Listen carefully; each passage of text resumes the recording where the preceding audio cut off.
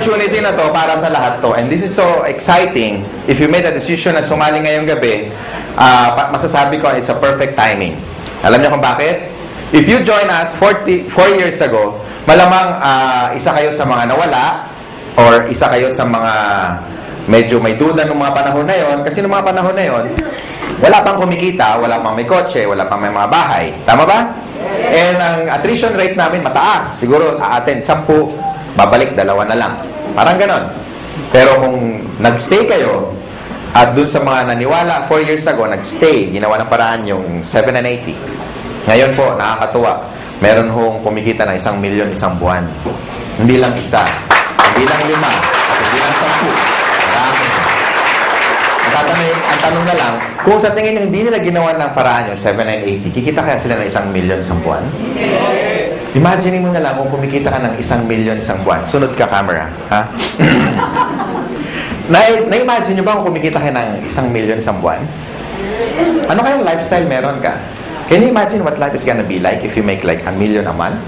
Kung divide mo yun in 30 days, that would probably you can spend at least 30,000 pesos per day.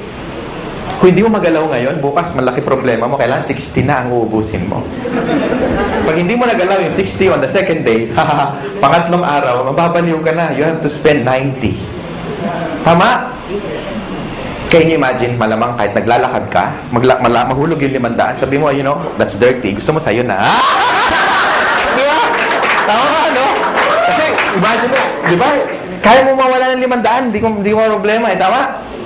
Anyway, nakaka-excite kasi nag-start kami, ang audience lang namin konti, no?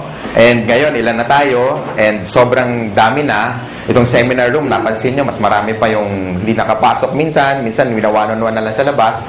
That's why, unti-unti tayo nag-expand. Saan ba nag-start yung malalaki? Di ba mas maliit? Okay. Ngayon po, I have good news kasi malapit nang matapos yung sarili nating unit sa 7th floor. Malapit nang matapos, ilang tulog na lang. Siguro mga 1.5 ng size nito. So, at least kung mag-invite kayo, mas marami. Tapos meron pa tayong 3rd floor. Wow, talagang nakaka-excite. Marami tayong pwede ma-invite. Ubusan na ng lahi dito. Diba? Mas marami kang kilala, lamang ka na. Well, anyway, katulad din ako ni John, katulad din ako ni Doc Ed, naging distributor kami. Dati kaming katulad nyo, nakaupo dyan, nakikinig, naging first-timer din. Kagaya mo, ganyan na ganyan.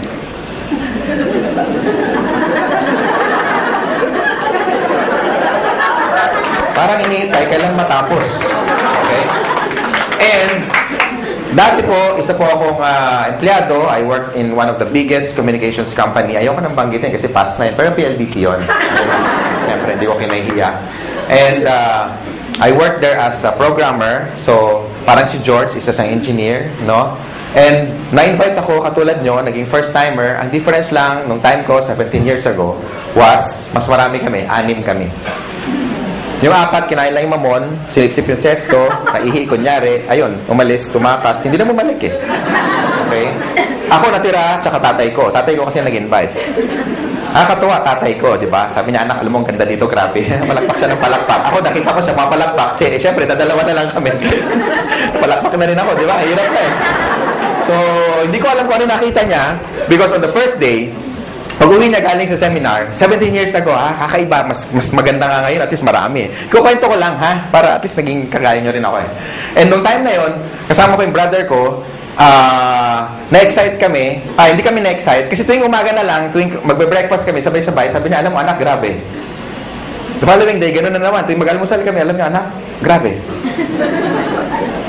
Halos 1 taon pa na gano'n. Alam mo anak, grabe. Hindi ko alam kung may sumisipot ba o wala kasi parehong grabe yung sagot niya. Kasi walang nangyayari. So, pag-uwi namin, after attending the seminar, ako rin, 2 na kami. Alam mo tayo, grabe nga. Di ba totoo? Kaya pag-uwi niyo mamayang gabi, malama, expression niyo, grabe. Tama? Mahulog kayo sa jeep, pagbayad kayo, mama, bayad, grabe. Bahala na, kung saan kayo galing, bahala na siya mag-isip. Di ba? Mama, sukli ko, grabe. Mama, di ba?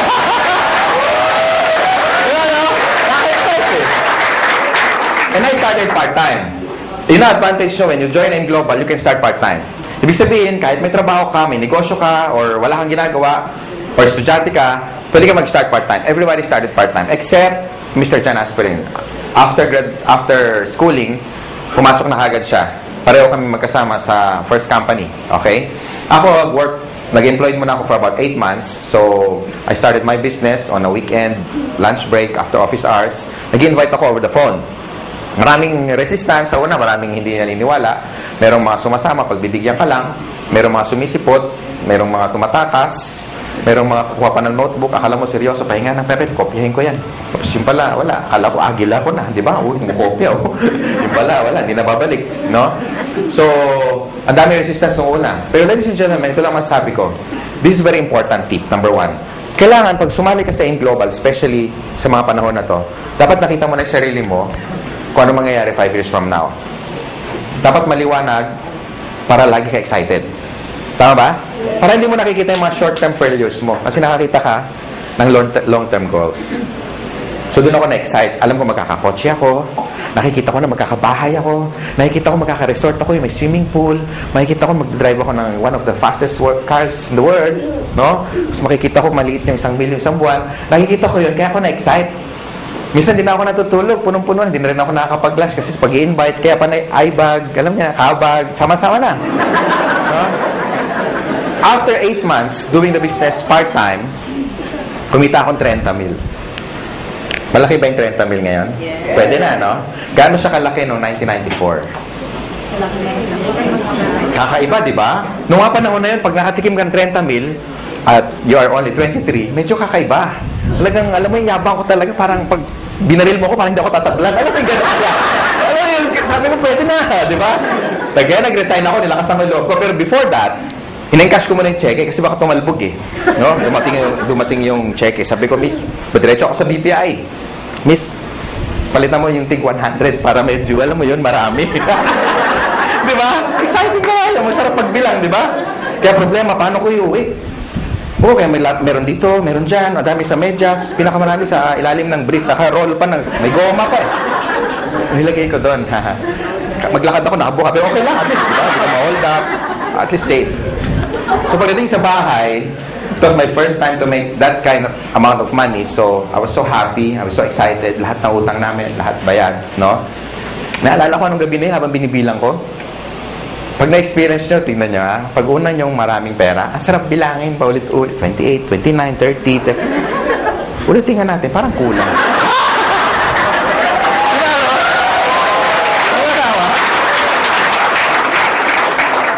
Alam mo naman kung magkano kasi ikaw nag-encash eh. Tama?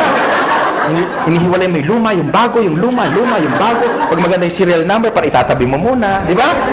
Di ba ganun gagawa nyo? Pag malutong, medyo yan, matagal-tagal yan sa wallet mo. Di ba? Yung luma, yun muna ibabayad mo. Sarap.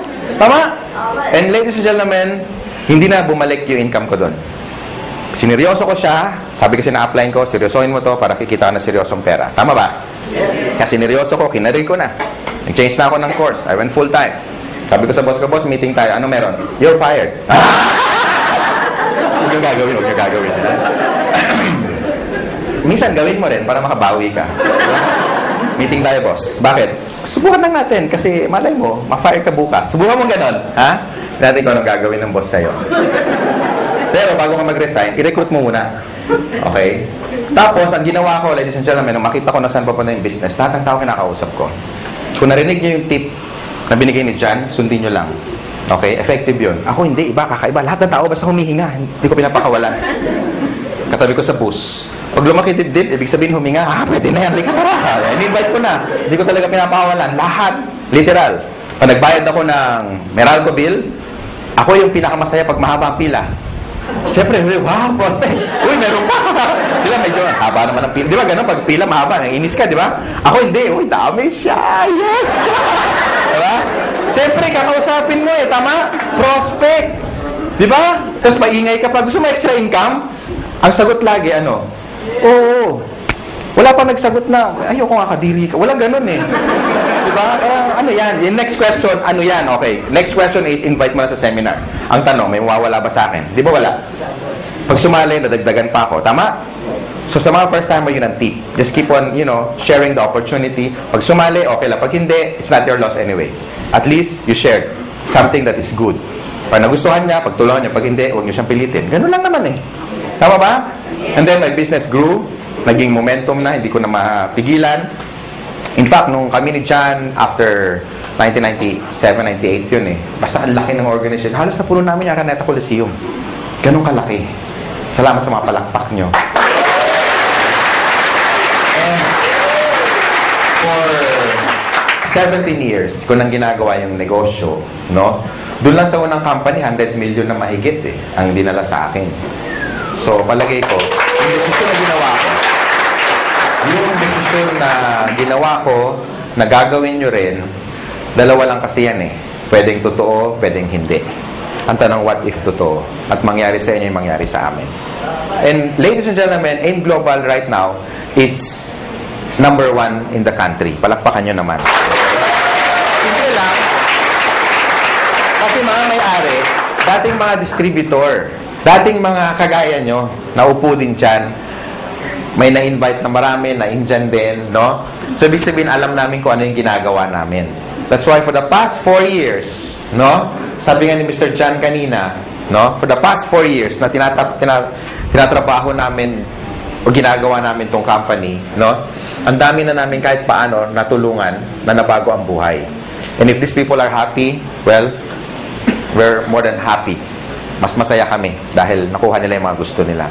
Bago ako mag-close, no? Bago ako may magtatalk pa ba? Wala na. Bago ako bitawan tong mic, gusto ko lang sa inyo, gusto ko i-share sa inyo kung ano ba ang factor kung ang isang company tatagal. Para sa mga first-timer. Okay lang? Yes! Number 1. Okay, tandaan nyo yung tinatawag na perfect triangle. Ay, inuulit ko lagi ito para maduplicate ako.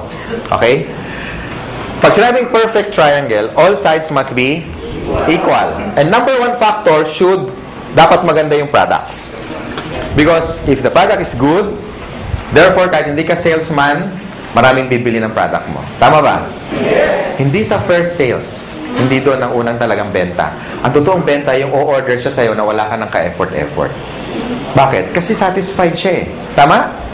And kung titignan niyo yung laman ng complete, kaya nga tinawag na complete.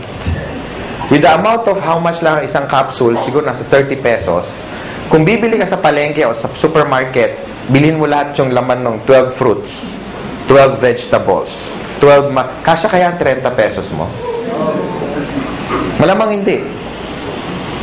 Kung pagkakasyahin mo, paano ka bibili? Pabili nga ng grape. Isa lang, kaya nga walang S. Tama? Tsaka isang slice ng pisngin ng papaya. Di ba may papaya tayo? Tama? So, in short, wala tayong pinagkaiba sa technology. Pansinin niyo yung mga cellphone ngayon. Dati yung mga cellphone, ganito kalalaki, di ba? Nagkaroon ako nito, yung analog na ganyan. Pag denial mo yung tuti-tuta-titi, di ba? Nakasal eh. Oo. Noong 1996, nagkaroon ako nito.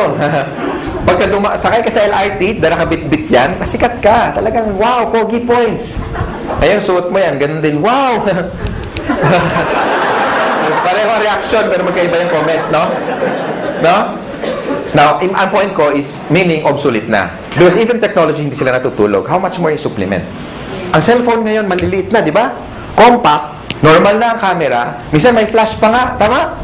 Tapos nakaka-record ka pa ng voice, nakaka-record ka pa ng video, meron ng text, meron ng email, maka-check ka ng Facebook, pwede na kayo mag-bluetoothan. Di ba? Kompleto na eh. Tama? Now, totoo, di ba? Iwan mo to dyan sa Ortigas, yung ganitong cellphone, magugulat ka. Unang-una, hindi snatch to. Hindi may snatch to. Kahit i-display mo ganyan, hindi makukuha eh. Iwan mo sa kanto, balikan mo. Kahit after 1 week, magulat, uy, hindi nawala. Andyan pa. Wala, makakala kalso ng truck na to eh. Tama, di ba? Hindi naman nanakaw to. Subukan mong dalhin yan sa Green Hills. Sabi, pa-repair naman, Mano, walang signal, di ba? Sabihin mo, repair mo, huwag mo iwan yan. Makakala akin yan. Di ba? Una, wala ng parts, correct? Pangalawa, nung time na binili ko to, umaabot akong 20 mil. Ngayon, hindi na. May cellphone na 5,000 na kompleto na rin. Ang point ko, guys, even technology, hindi natutulog. They keep on innovating. That's why nung tinayo namin to, hindi pwede kami kumuha ng products na design or research more than 10 years ago. Tama ba? Baka hindi na siya effective today. Because for the past 10 years, lumabas yung birds flu. Lumabas yung mga infection na airborne. Lumabas yung bacteria na nagko-communicate na. Di ba pati bacteria nag-uusap na eh. Nasaan ka? Ingron. Ikaw nasaan ka? Nasa tenga, somewhere in the ear. O, di ba? So, okay, let's meet halfway. Where? In the intestines. Now? O, di ba? Nag-uusap sila eh. Di ba? Sige mo ha. Kung yung mga bacteria na de-develop, nag-e-evolve din. So, therefore, you need a product na latest na maraming laman para makombat lahat ng mga bacteria na yan. Tama? And tama-tama yung complete natin. Kasi sa dami ng laman yan, ang daling i-explain, pero ang daming laman.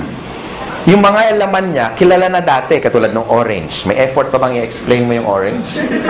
Wala na. Papaya. Lalo na yung papaya, di ba? Hindi mo alam ang papaya. Ganun na may prospect mo. Hindi mo alam. Bagsakan mo.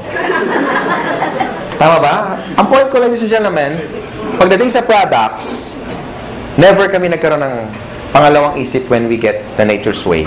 Because it's one of the biggest herbal manufacturer in the US. Yan ang ating product provider. They're a billion-dollar company, and kung sila nagtiwala sa amin, sana kayo magtiwala rin sa amin. Ganun kasimple na lang. Tama ba? Yes. And for the past 4 years, we made, ang sales na natin nasa billion plus na. Ganun katindi yung products. Okay ba yun? Number 2, dapat maganda yung marketing plan. And that's the reason, karamihan ng mga top distributor na nandito na kumikita na 100,000 isang linggo, 1 million isang buwan, no? Kalahating million isang buwan, hindi sila salesperson. They're not salespeople. But because maganda yung marketing plan, plus maganda yung products, gagawa ka talaga ng maraming pera. Tama ba? Yes. Because, halimbawa, in-invite mo ako.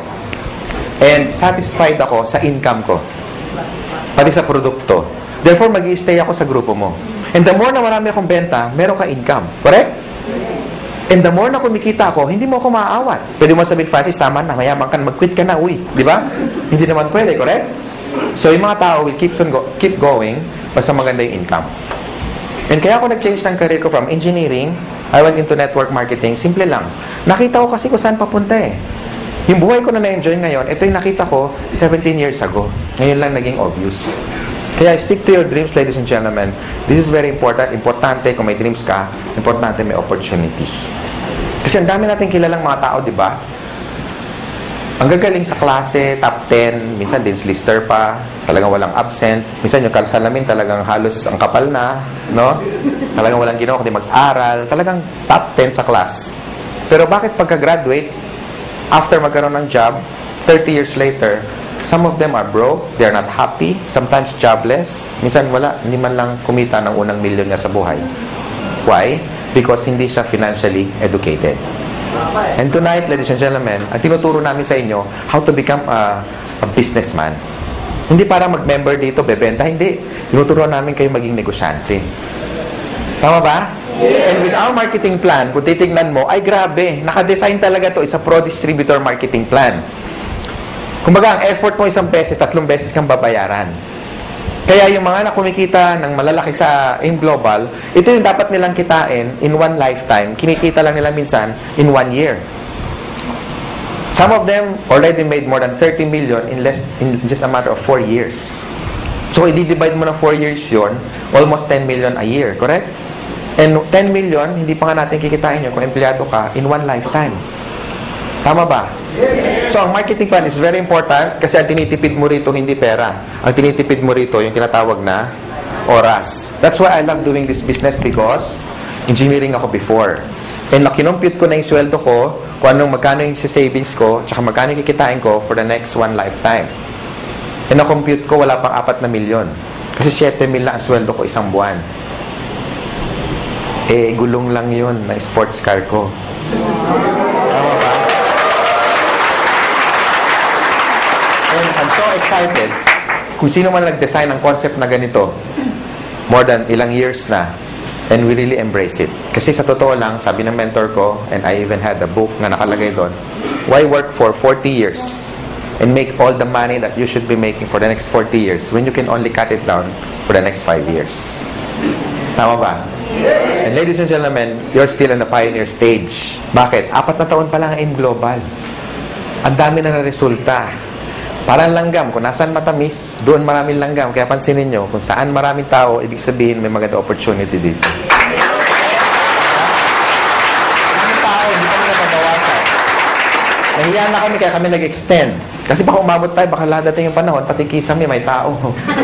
Diyan ka lang, 2 oras lang to. Imagine mo, nakakapit siya. Nakakahiya, di ba?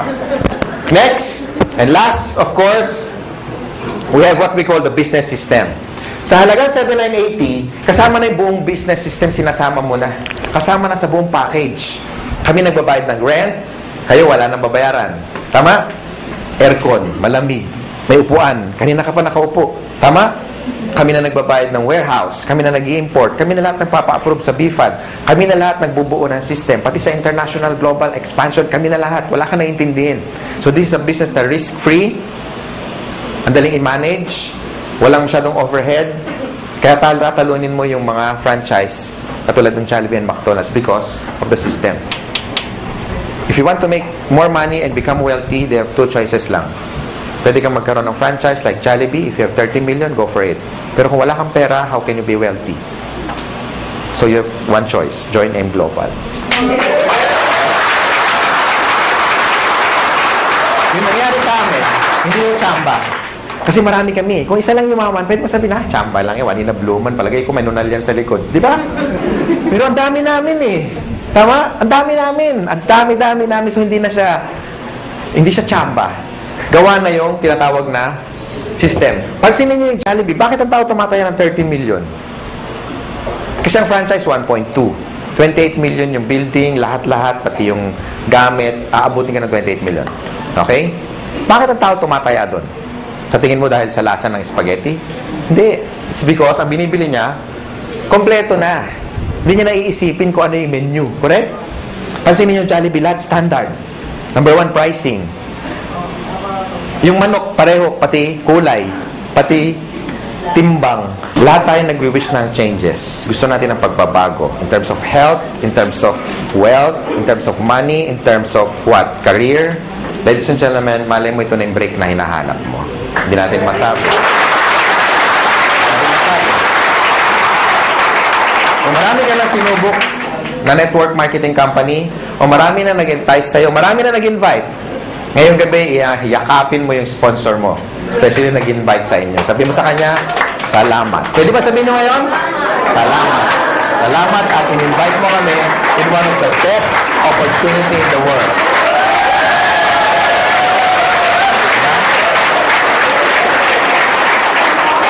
Ako, I'm forever grateful sa tatay ko. Ngayon, daddy na. Kasi siyempre, may pera na kami. Lagi na kami naka-aircon. Di ba? Dati nasa isang room lang kami. Ngayon, di na kami nagkikita sa laki ng bahay. Wow! Francis, sis, bakit? May call. Call. Layo, hindi na ako makita kung nasaan eh. Di ba? Ganun kalalaki ang bahay, no? Tapos, may resort na rin ako na lahat kayo, mga taga-M Global, walang bayad pag nagpunta kayo.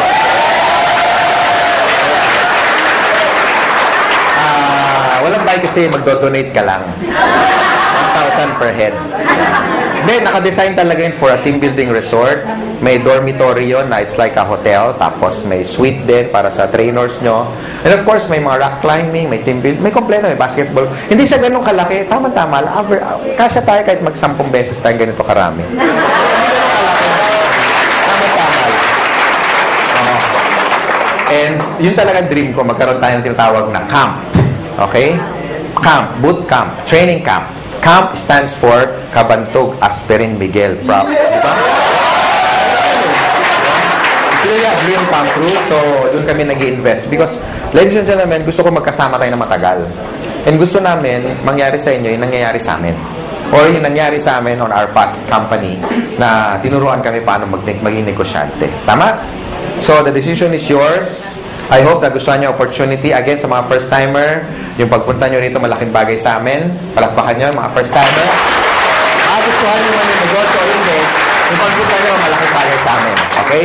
Sa mga sponsor naman, tutukan nyo yung mga first-timer. I-share nyo sa kanila how to get started. Of course, i-prepare nyo sila sa mga negative, sa mga discouragement. No? Ngayon, sa mga negative, I suggest isapon nyo, Tapos dalhin nyo rito, itaktak nyo para maintindihan yung negosyo, ha?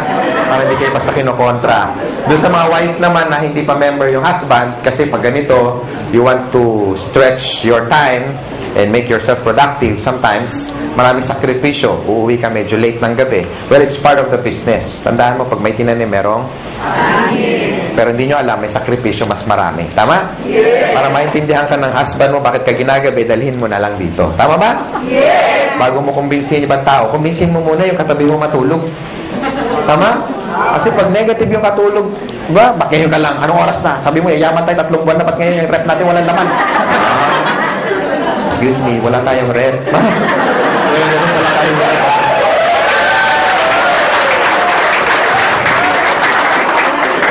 Bakit wala tayong kuryente? Haler, 8 years na tayong walang kuryente. So, yun. Sa mga upline naman, sa mga first timer, huwag niyo muna hanapan ng resulta yung upline nyo, especially kung bago pa siya. Ha?